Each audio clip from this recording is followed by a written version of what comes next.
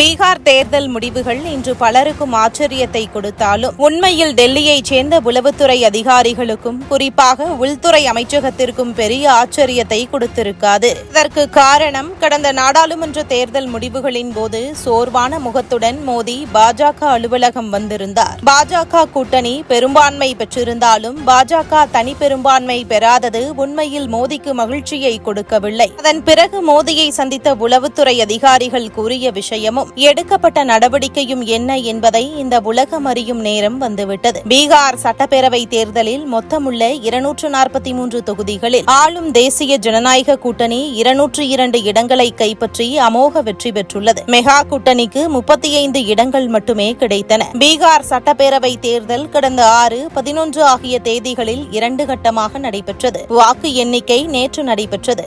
முடிவுகளும் அறிவிக்கப்பட்டன. பீகாரில் 243 தொகுதிகள் உள்ளன. தேசிய ஜனநாயக கூட்டணியில் பாஜக 101, ஐக்கிய ஜனதா தளம் 101, சிராக் பாஸ்வானின் லோக் ஜன்சக்தி 29, ராஷ்டிரிய லோக் மோர்ச்சா 6, இந்துஸ்தானி அவாம் மோர்ச்சா 6 தொகுதிகளில் போட்டியிட்டன.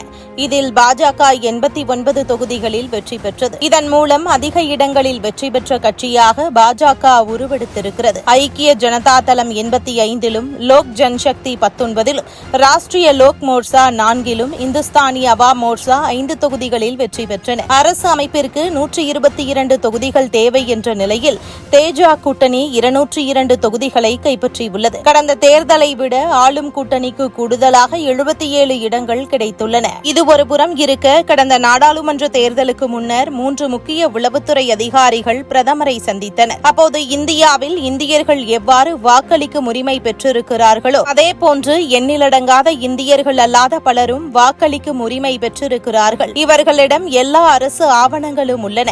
சட்டப்பூர்வ குடியுரிமையும் பெற்றிருக்கிறார்கள். இவர்கள் சரியாக வெற்றி தோல்வியை தீர்மானிக்கும் வகையில் நாடு முழுவதும் பிரிந்து கிடக்கிறார்கள். குறிப்பாக மேற்கு வங்கம், தமிழ்நாடு, கர்நாடகா என அனைத்துமே நாற்றுப்பற்று உள்ள மாநிலங்கள். இவற்றில் பெரும்பான்மை மக்கள் கட்சி கடந்து நிற்பார்கள். இந்தியாவிற்கு எதிராக நிற்பது இல்லை. ஆனால் தேர்தல் முடிவுகள் மாறுகின்றன. எனவே தீவிரமாக உடனடியாக SIR அறிமுகப்படுத்த வேண்டிய சூழலில் உள்ளோம் என தெளிவுபடுத்தி இருக்கிறார்கள். ஆனால் அப்போது அதற்கான நேரம் இல்லாத சூழலால் தேர்தலுக்கு பிறகு நடைமுறைப்படுத்த வேண்டிய நிலை ஏற்பட்டது. இந்த சூழலில் பாஜக கூட்டணி ஆளும் பீகார் மாநிலத்தின் தேர்தல் முடிவுகள் உண்மையான இந்தியர்களின் மனநிலையை வெளிச்சம் போட்டு காட்டியிருக்கிறது. இந்த சூழலில் தமிழகத்தில் குறைந்தது 10 லட்சம் வாக்காளர்கள் இந்தியர்கள் அல்லாத நபர்களாக இருக்கலாம் என்றும் இவர்கள் மீது நிச்சயம் நடவடிக்கை இருக்கும் என்றும் கூறப்படுகிறது. இந்த நடவடிக்கை சரியாக அமைந்தால் தமிழகத்தின் அரசியல் தலையெழுத்தே மாறும் என்றும் சொல்லப்படுகிறது. எனவே வரும் சட்டமன்ற தேர்தலில் மிகப்பெரிய மாற்றம் தமிழகத்தில் உண்டாகும் எனவும் கணிக்கப்பட்டுள்ளது.